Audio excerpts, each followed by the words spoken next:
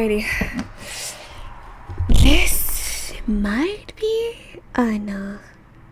It's not. I think I probably got like... Actually, no. I think I'm going to, I'm going to try and finish the rest of this in either this video or another one. So it's either 1 or 2 more videos left of this chapter.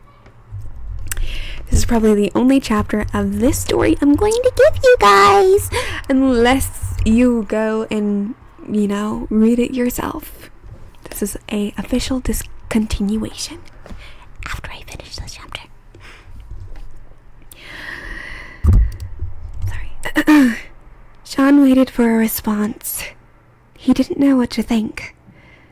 He didn't know what good Marco thought was he didn't know what good Marco thought he was accomplishing by faking his death. Let him say his excuses. Let him try to run away again. Let him laugh at his stupidity for confronting him alone in a place with no witnesses. Whatever Marco chose to do, Sean would watch his reaction and decide if he had wasted his tears and his grief, had dedicated his life to someone who didn't deserve it. Someone who certainly didn't deserve to have his cousin. Someone who certainly didn't deserve to have a cousin that loved him so much.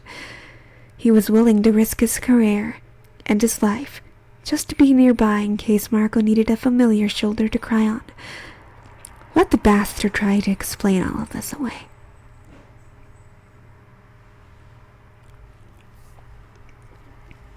Let the bastard try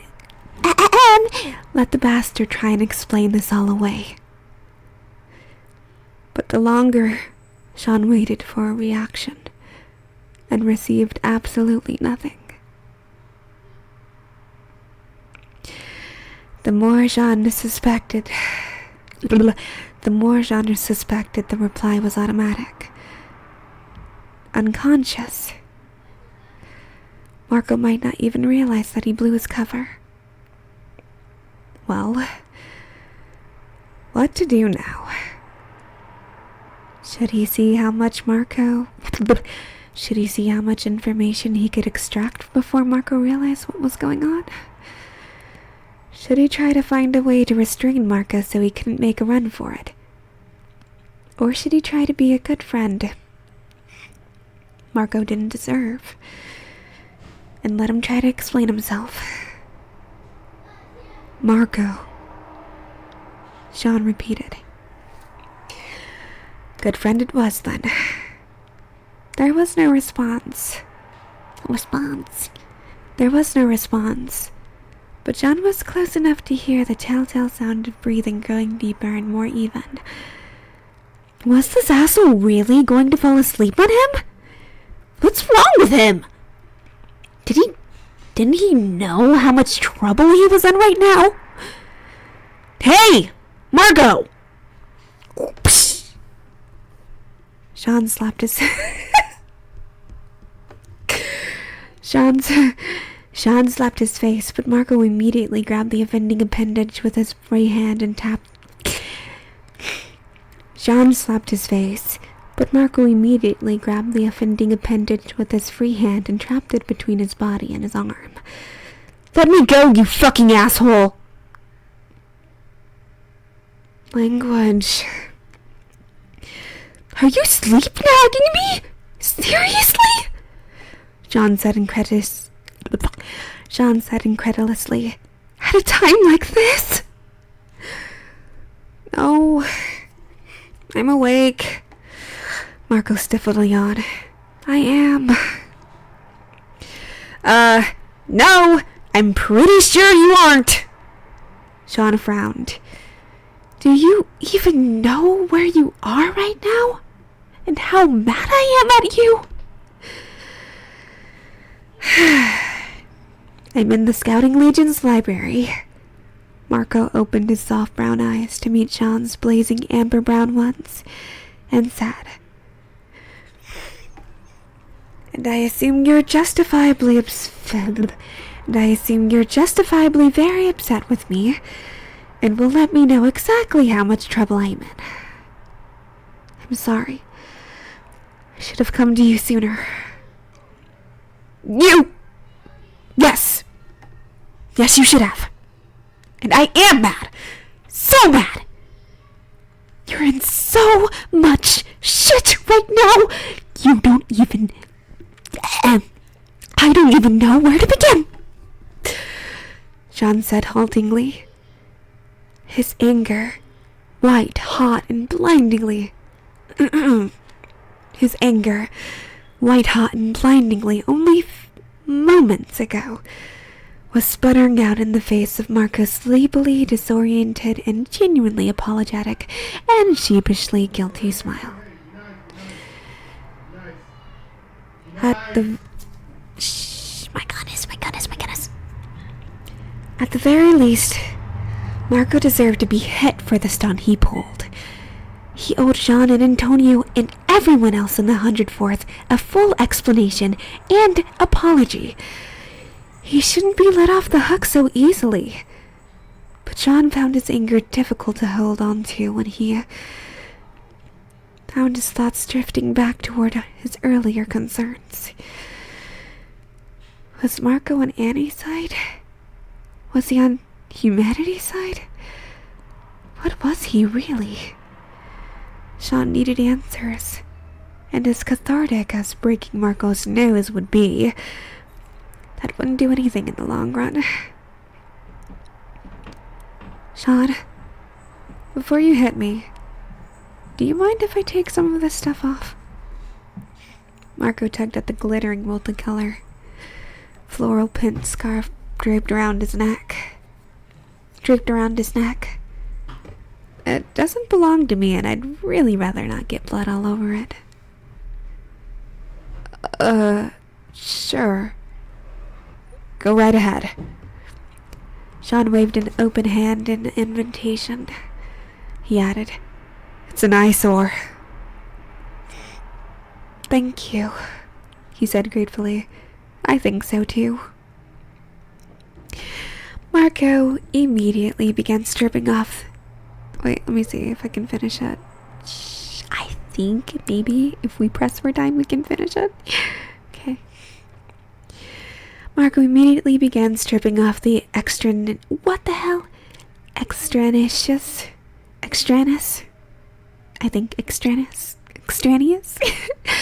pieces of clothing and reached across John to set them aside on the table below the window ledge. There was a stack of books on the far side of the table, along with a mug. My goodness! Along with a mug filled with some sort of fruity tea, long cold from the looks of it, and a thick blanket. Sean didn't dare to look at Marco until he breathed a sigh of relief and said, That's so much better. Marco pared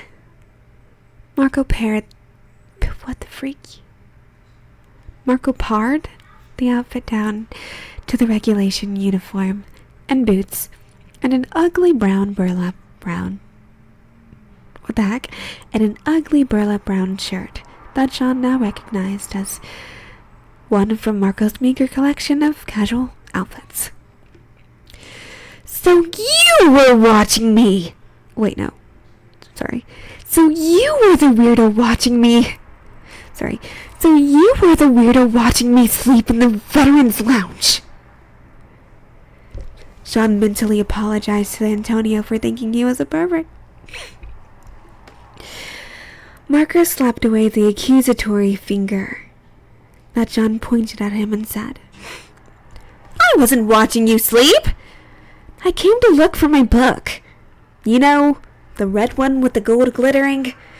And you happened to wake up just then. What were you doing there anyway? New recruits aren't allowed in that room. Oh, then what about you? Sean shot back. You're not even a new recruit. Tony's allowed in. I look like him. And if I dress like him, too, nobody would question my presence if they couldn't see my face. Marco replied. That's actually a really good point, Jean said. I didn't think of that.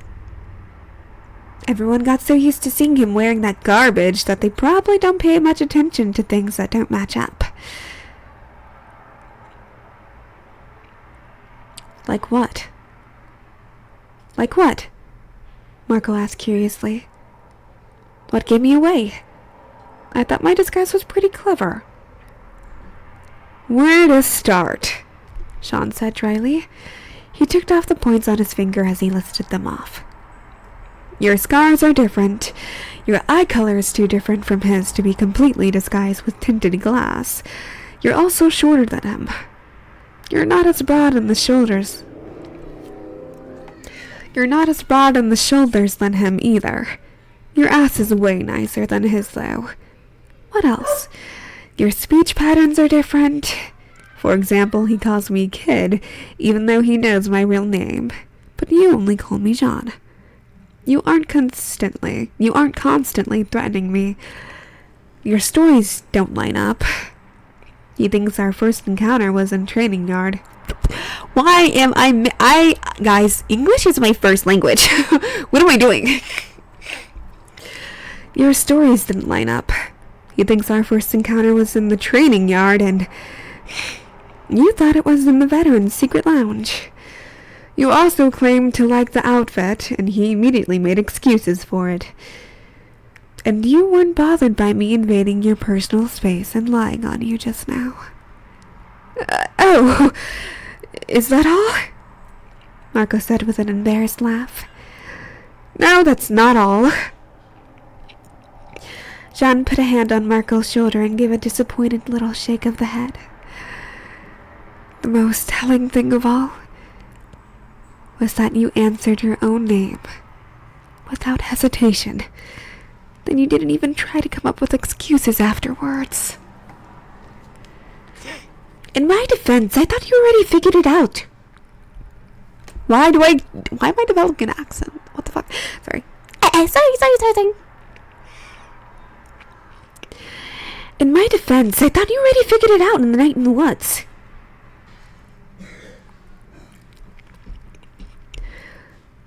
I did. But you could have at least tried to throw me off today. John accused. What kind of shitty spy are you? Before I answer that, can we go back to the part where you complimented my Don't change the subject! Don't change the subject! John shouted, red-faced with embarrassment. Marco started to reply. That's a typo. Marco started to reply, but he was cut off by a muffled. Who was there? Coming from the next room. The voice was familiar, but John couldn't pinpoint it, beyond knowing that it belonged to one of the officers. However, it seemed that Marco did know who it was, and he turned ghostly pale. I have to go, he said before scrambling for his scattered belongings, tossing everything but his mug of tea into the blanket and wrapping it up. Take this for me. Marco shoved the mug into Jean's hands. Toss it. Not here, but somewhere else. Thanks. What's going on? What's got you so panicked? Jean turned to look at the direction from the voice. Oh my gosh, stop giving me words! John turned to look at the direction the other voice came from. He could almost remember exactly where he heard it before. John started to move toward the direction of the door, intending to get close enough to hear it clearly, only to have Marco seize his arm and haul him back. No, John! Don't! Marco begged. Then explain yourself. John scowled and tugged his arm free from Marco's grip.